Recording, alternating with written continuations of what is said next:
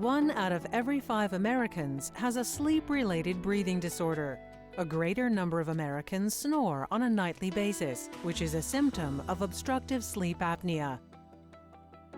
Do you snore? Do you have high blood pressure? Do you feel fatigued or excessively tired during the day?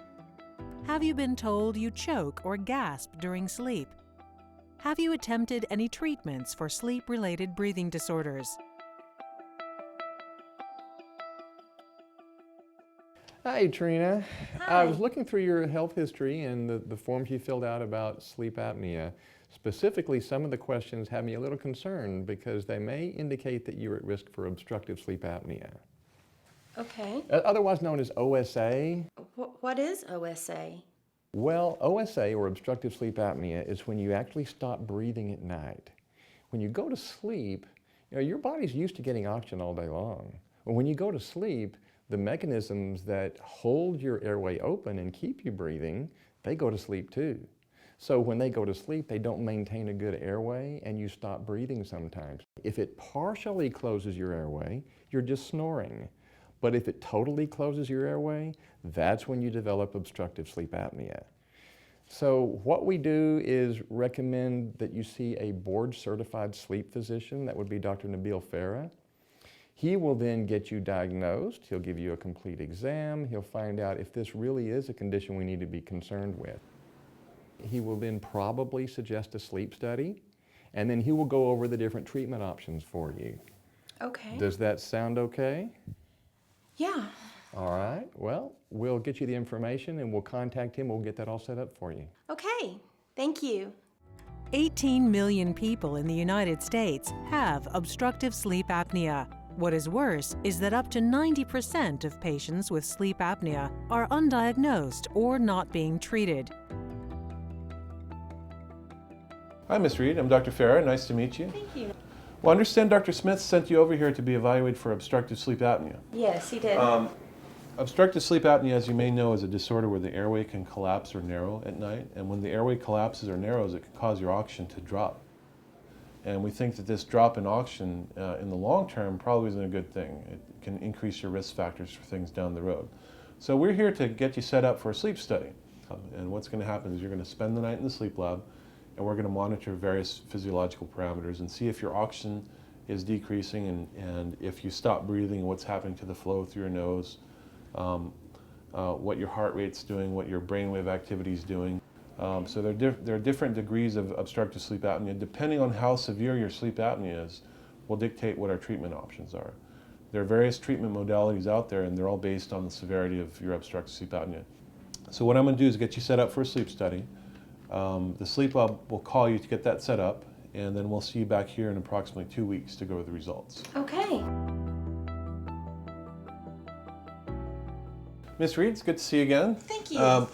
Well, we have the results of your sleep study back. Turns out that you're having about 12 of these events an hour where your airway either narrows or it collapses. And that's causing your oxygen to drop slightly. And in fact, the lowest it went was 84%. Because you're mild, that gives you more treatment options than, say, someone who's severe. So typically for a mild case of obstructive sleep apnea, there are a couple different treatment modalities.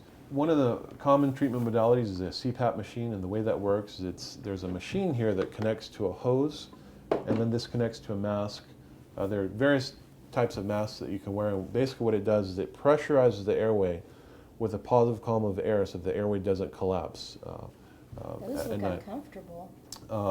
There is another very comfortable treatment option that patients seem to like. This is an oral appliance. This is the SomnoDent G2 oral appliance, and the way this works is it pulls your jaw forward slightly, and it creates a little bit more space in the airway and behind the tongue, and basically prevents the airway from collapsing by pulling your jaw forward slightly.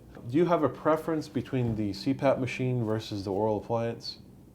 I prefer the SomnoDent G2. Great. The next step will be to follow up with Dr. Smith, your dentist, and at that time he'll fabricate one of these devices, make impressions of your teeth, send those impressions off to the manufacturer, and he'll get that back in approximately 3 weeks. At some point in time, you'll follow up with me to have a repeat sleep study done to confirm that this is indeed eliminated those events where you stop breathing. I think you'll do very well with the SomnoDent G2, and we'll see you back here in approximately 1 month. Okay, thank you.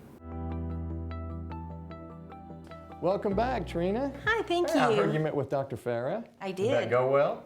Yes, it did. Great, great. Well, he reported back to me. He let me know that in your condition, with your specific level of apnea, that an oral appliance would be very effective. Okay. So, and I know that you chose that over CPAP, so I think I can understand why.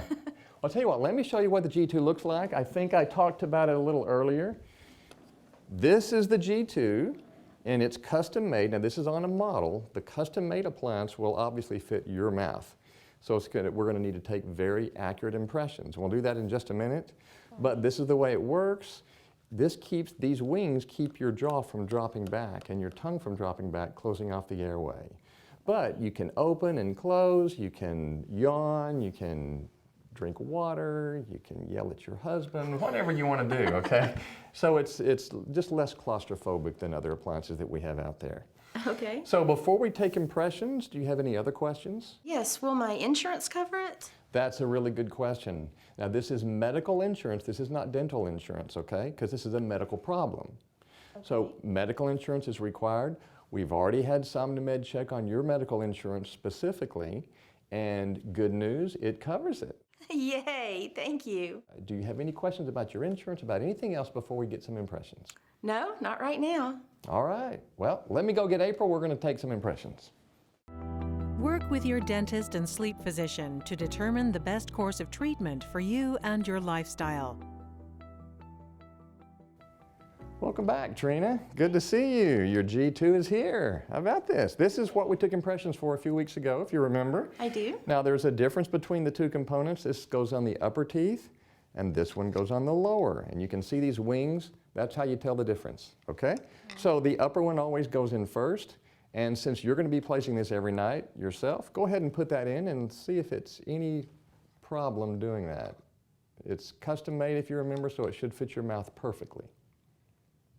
Okay, does that feel pretty good? Does it feel too snug? Does it feel too loose? No, feels good. Great, okay. Now the lower appliance. Bring your jaw forward a little bit first, and then place it over your lower teeth. There you go. Okay, now bite a couple of times. Does that feel even everywhere? It does. All right. Lean your head back for me. Kind of push your jaw forward, fall back. Does it feel like it's hitting evenly on the wings on both sides? Yes. Great, okay. Now, head back again, and then slide your jaw forward, back. Now let your jaw kind of drop down, there you go, and then close and drop down. Does that feel even everywhere, both sides? Yes. Good. Well, that's all there is to it. You can tell how well these are made. All right, let's go ahead and take them out. I want to show you how we keep these clean. Lower one out first, that's very good.